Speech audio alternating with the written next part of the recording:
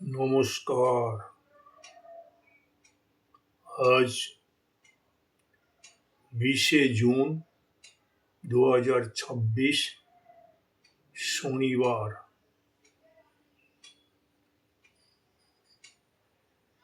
সকাল 7:40।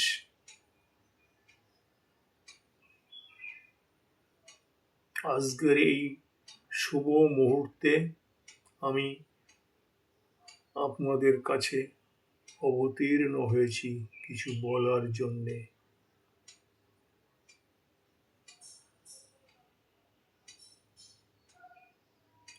সবার উপরে মানুষ সত্য, তাহার উপরে নাই। হেতায় দাঁড়িয়ে দুবাহু বাড়িয়ে নমি নব দেবতারে।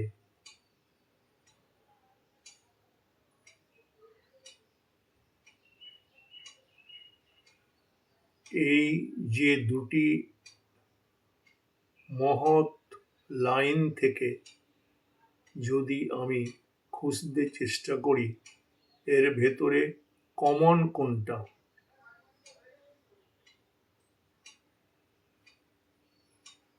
এর ভেতরে কমন হলো মানুষ।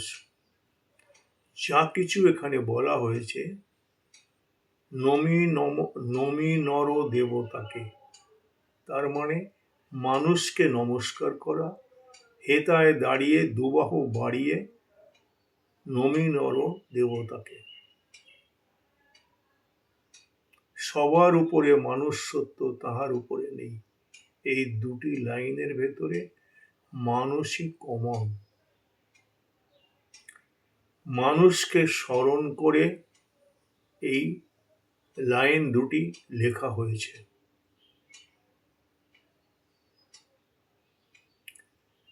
যখনই ভগবানের নাম ও রূপ চিত্তপটে অঙ্কিত হয়, তখনই আমাদের মাথা নত হয়, আমরা শান্ত হই। ঠিক তেমনি মানুষ শব্দটি আমাদের চিত্তপটে যখনই প্রকাশিত হয়, তখনই আমাদের অন্তর জাগ্রত হয়, আমাদের মাথা নুয়ে যায়। কারণ ঈশ্বর সর্বশক্তিমান, সচ্চিৎ আনন্দময়, সিন্ধুর আর জীব সচ্চিৎ আনন্দময় সিন্ধুর বিন্দু মাত্র। অর্থাৎ ঠাকুরের কথায় একটা বড় আমি আর একটা ছোট আমি, এই দুটি আমি আমাদের ভেতরে বিরাজ করছে।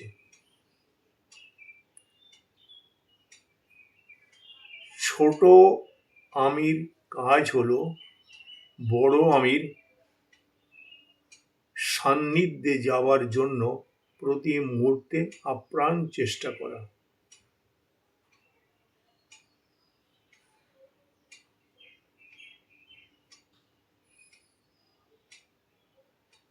সেই মানুষ হয়ে এই মানুষ জীবজগতের, প্রাণী জগতের শ্রেষ্ঠ প্রাণী। তাই আমাদের শাস্ত্রকাররা বলেছেন,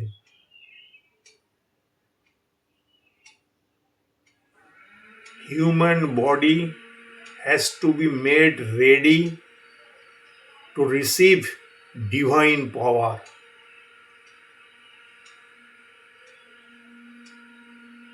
মানুষের অন্তরই একমাত্র ভগবানের শক্তি গ্রহণ করার অধিকারী। আমরা যাকে পুজো অর্চনা করি, দেব দেবী, তাদেরও মধ্যে কিন্তু এই শক্তির অধিকারী তারা নয়। একমাত্র এই জগতে মানুষই পরম পিতা পরমাত্মার শক্তি স্মরণ ও মনন করার বা উপলব্ধি করার একমাত্র অধিকারী। তাই বিবেকানন্দ আমাদের বলেছেন, ওঠো, জাগো।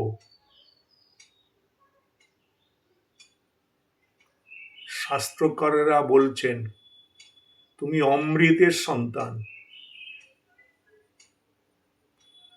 তোমার পূর্বপুরুষ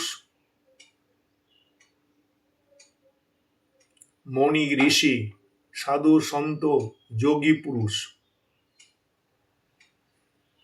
তাদের রক্ত তোমার ধমনীতে আজও বইছে।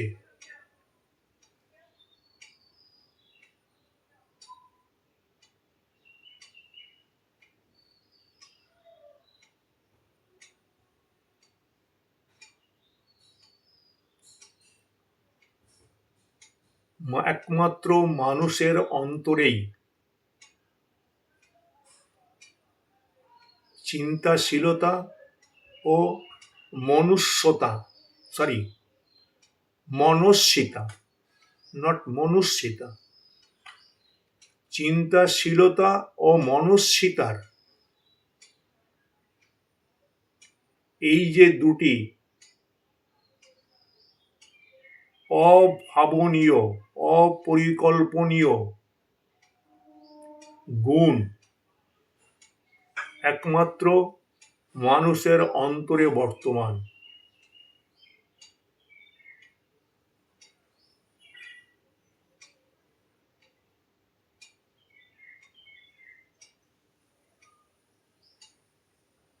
তাই প্রাণী জগতের মধ্যে মানুষই শ্রেষ্ঠ।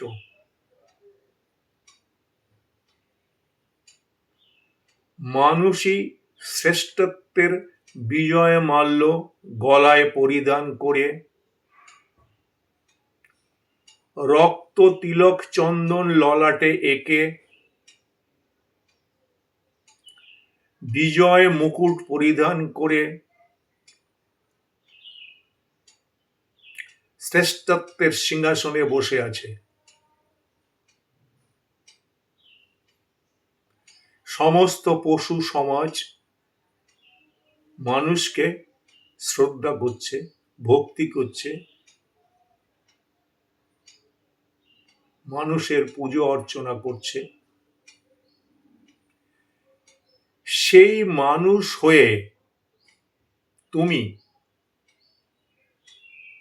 আমি এখানে তুমি বলে সম্বোধন করলাম, কেউ ভুল বুঝবেন না। সেই মানুষেও তুমি তোমার চেতনাকে জাগ্রত করছো না, তোমার পূর্ব স্মৃতিকে তুমি স্মরণ করছো না। তোমার ভেতরে কত বড় ক্ষমতা বর্তমান, কত শক্তি আছে তোমার ভেতরে, একবার ভেবে দেখো।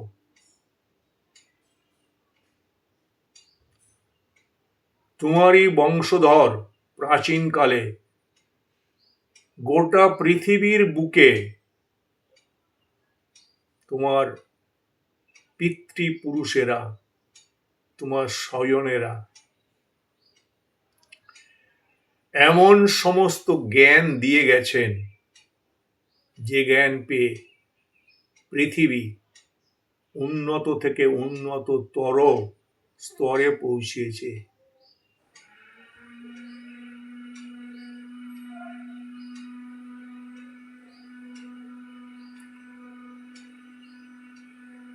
আর তুমি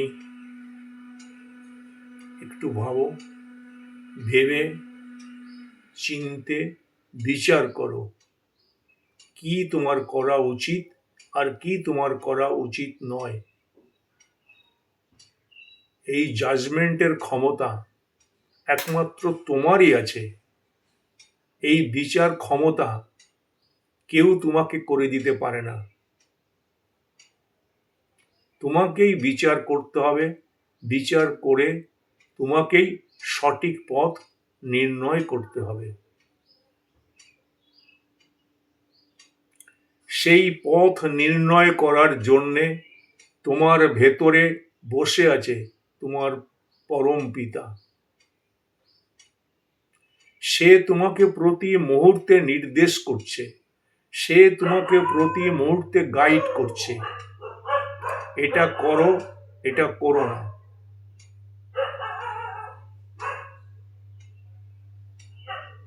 কিন্তু আজ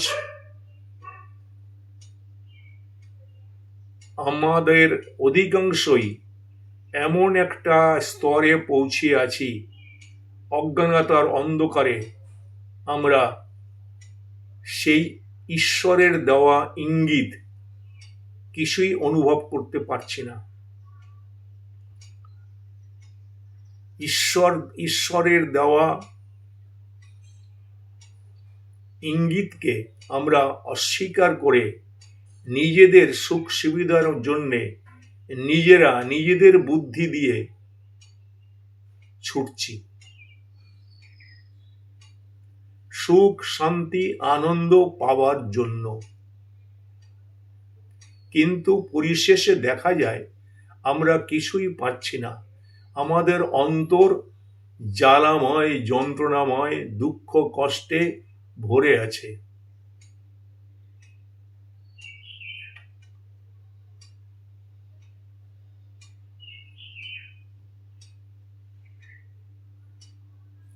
তাহলে একটু আগেই আমি বললাম যে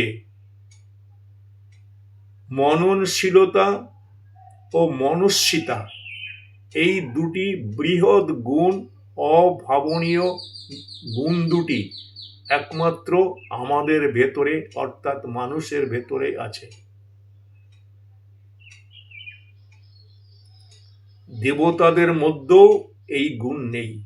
তাহলে বুঝতে হবে মানুষ কত মহান।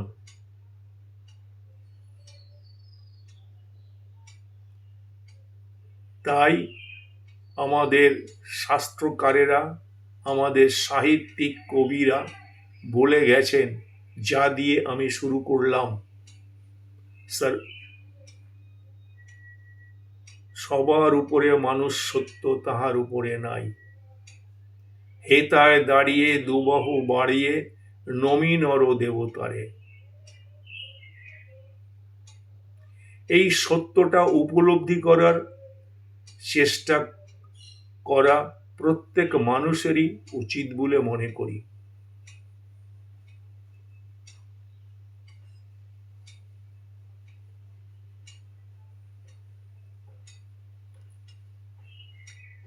এই সত্য দুটিকে যদি আমরা আমাদের অন্তরে ধারণ করে উপলব্ধি করতে পারি, তাহলে আমাদের ভেতরে যে অজ্ঞানতার অন্ধকার, যে দাবানল জ্বলছে, সেই দাবানলের থেকে আমরা নিষ্কৃতি পেতে পারি। এবং সঙ্গে সঙ্গে এটাও ভাবতে হবে যে আমাদের ভেতরে যে মনুষ্যত্বের ও মানবিকতার গুণ আছে, সেই গুণকে বিকশিত করাই আমাদের কাজ।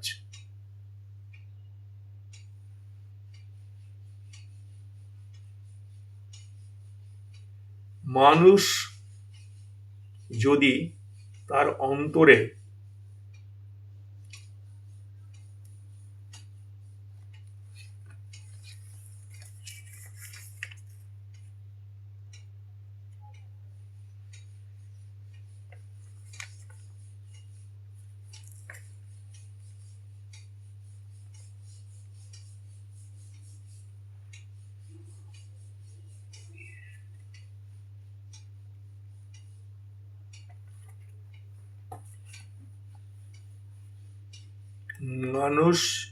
তার অন্তরের পরশ্রী কাতরতা, স্বার্থপরতা পুষে রাখে এবং সেই মতো সে চলতে থাকে। হিংসা,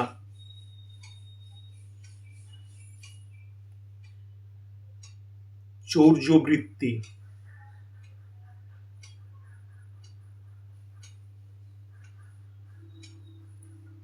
এগুলোর সরিয়ে, এই গুণগুলো সরিয়ে যদি মানুষ তার অন্তরে সংযম, সততা, ত্যাগ, বিনয়, নম্রতা, বিবেক, বৈরাগ্য ও জ্ঞানের আলোয় অন্তর্জগৎ যদি আলোকিত করতে পারে, তবেই তার মনুষ্যত্বের পূর্ণ গুণ প্রকাশিত হতে পারে। আর বারবারই বলছি, সেই পূর্ণ গুণ প্রকাশিত হওয়ার অধিকারী একমাত্র এই মানুষ।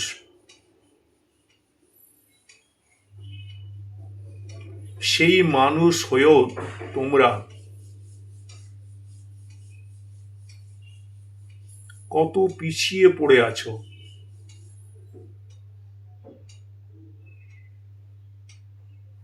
তোমরা মনে করছো তোমাদের বিদ্যা বুদ্ধি দিয়ে যে ধন দৌলত টাকা পয়সা অর্জন করে সুখ শান্তি ভোগ করার চেষ্টা করছো, তা দিয়ে কিন্তু তোমাদের সুখ শান্তি ভোগ করতে পারছো না।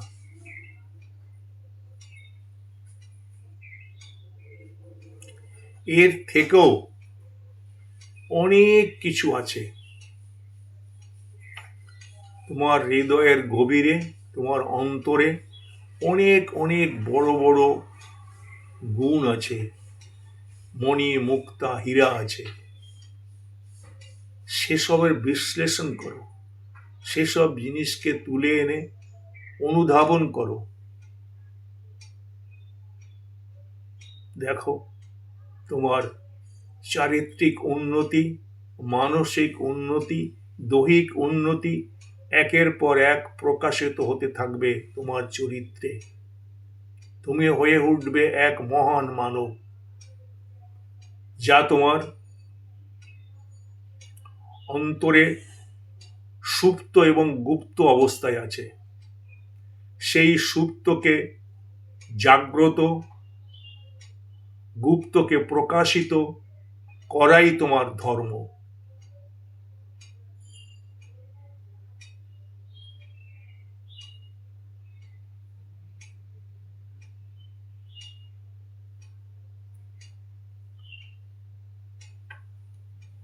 শক্তি যদি শক্তিমানকে অস্বীকার করে,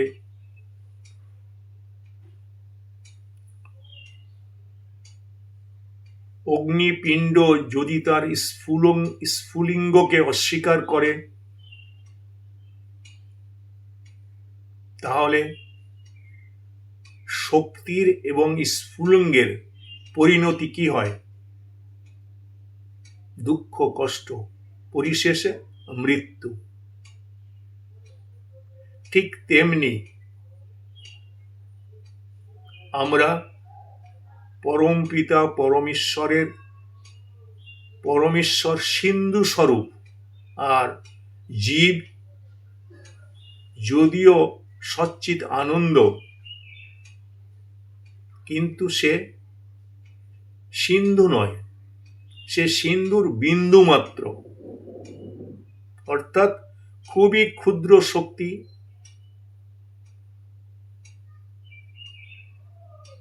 প্রতি মুহূর্তে মানুষের ভাবা উচিত বিন্দু কি করে সিন্ধুর কাছে পৌঁছাতে পারে। সেই ভাবনা তাকে ভাবা উচিত। যদিও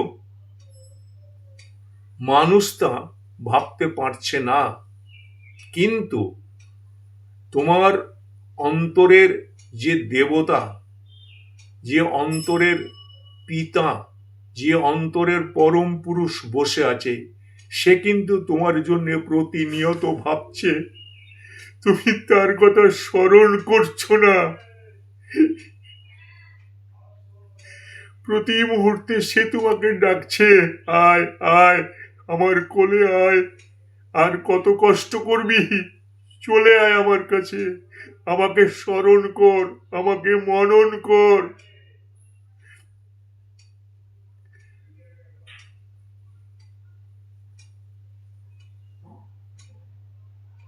আর তুমি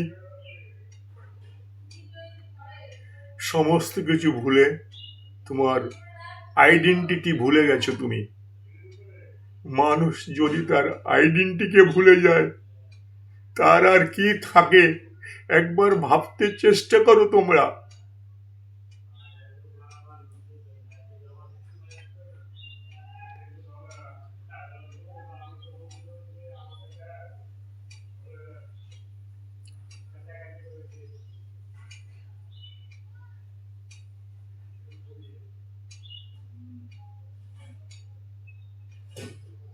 তোমরা তোমাদের ভেতরে মনুষ্যত্বের প্রতিষ্ঠা করো, মানবিকতার প্রতিষ্ঠা করো, মনস্বিতার প্রতিষ্ঠা করো, চিন্তাশীলতার প্রতিষ্ঠা করো।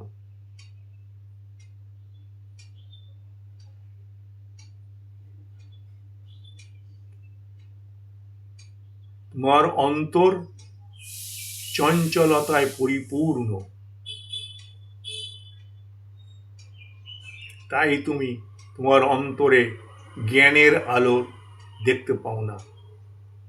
তোমার অন্তর মেঘে ঢাকা আছে, অজ্ঞানতার অন্ধকার, গভীর জঙ্গল তোমার অন্তরে। পশু পাখি, বিভিন্ন হিংস্র জন্তু তোমার ভেতরে বসে আছে। তাদেরকে সরিয়ে দিতে হবে, সরিয়ে তোমাকে জ্ঞানের আলো জ্বালতে হবে। তবেই তোমার, যে কথা আমি আগে বলে এলাম, যে তোমার ভেতরে যে ঈশ্বর অনুভূতি তোমার ভেতরে হলেই যেমন তোমার মাথা নুয়ে যায়, শ্রদ্ধা জাগে, ভক্তি জাগে, ঠিক তেমনি মানুষ শব্দটি তোমার হৃদয়ে, তোমার চিত্তপটে অঙ্কিত হলে তুমি তার প্রতি শ্রদ্ধাবান হবে। তোমার মস্তক সেই মনুষ্যত্বের কাছে নুয়ে যাবে।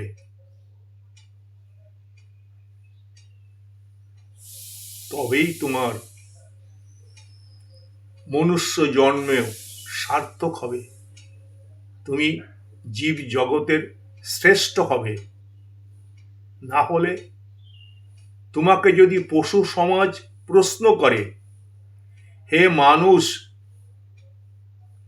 তুমি জীব জগতের শ্রেষ্ঠ বলে বিজয় মাল্য পরিধান করে আছো, বিজয় মুকুট মস্তকে দিয়ে বিজয় সিংহাসনে বসে গর্ববোধ করছো, আমরা জানতে চাই কিসে তুমি শ্রেষ্ঠ, কোন গুণে তুমি শ্রেষ্ঠ? মানুষ পারবে উত্তর দিতে? উত্তর দিতে না পারলে পশু সমাজ,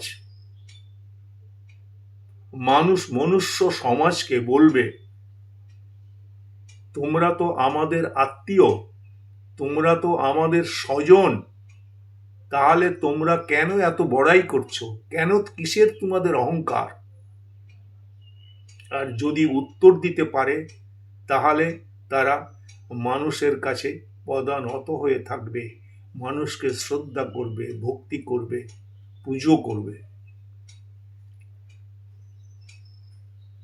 এই যে মানুষ আর পশুর পার্থক্য নির্ণয় করা, এটা জীবনের একটা শ্রেষ্ঠ কাজ।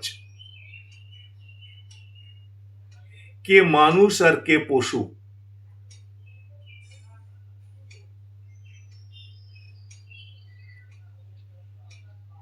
তুমি যে বিদ্যা শিখেছ, তোমার ভেতরে যে বহির্জাগতিক জ্ঞান আছে, যে বহির্জাগতিক লেখাপড়া আছে তোমার ভেতরে, যে পাণ্ডিত্য তোমার ভেতরে আছে,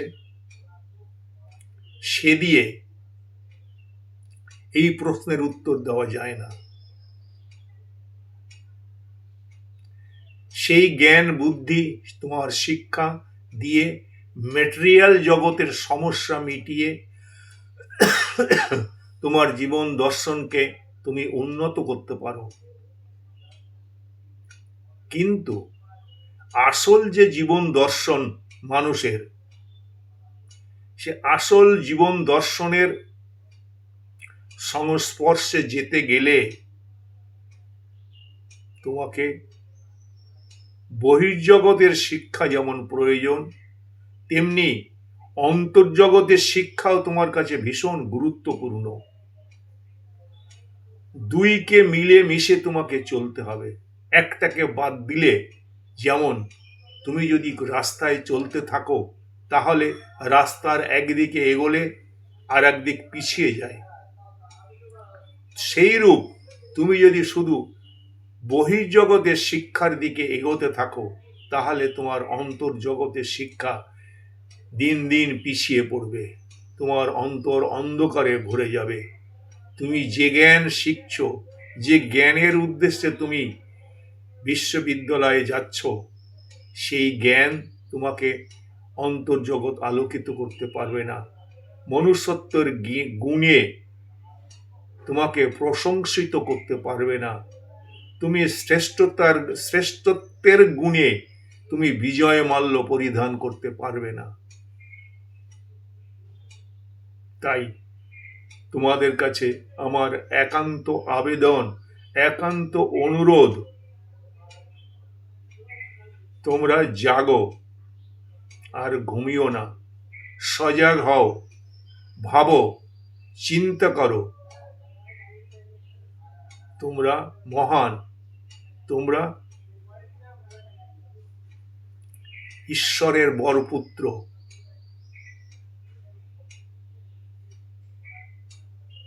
তোমাদের ভেতরে অসীম শক্তি লুকায়িত আছে। সেই শক্তিকে জাগিয়ে তুমি নিজে উন্নত হও, জগৎবাসীকে উন্নত করো, দেশকে উন্নত করো। আজ দেশ ভীষণ বিপর্যয়ের মধ্যে আছে। এই বিপর্যয় থেকে একমাত্র উদ্ধার করতে পারে এই মানুষই। তাই তুমি প্রকৃত মানুষের গুণে গুণান্বিত না হতে যদি পারো, তাহলে তুমি তোমার নিজেকেও উদ্ধার করতে পারবে না, তোমার সমাজকেও উদ্ধার করতে পারবে না, তোমার দেশকেও উদ্ধার করতে পারবে না, তোমার পিতামাতাকেও তুমি উদ্ধার করতে পারবে না।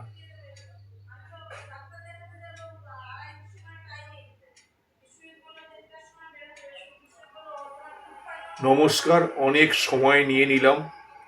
আমি শুরু করলে থামতে পারি না, এটা আমার একটা মস্ত বড় দোষ, ক্ষমা করবেন।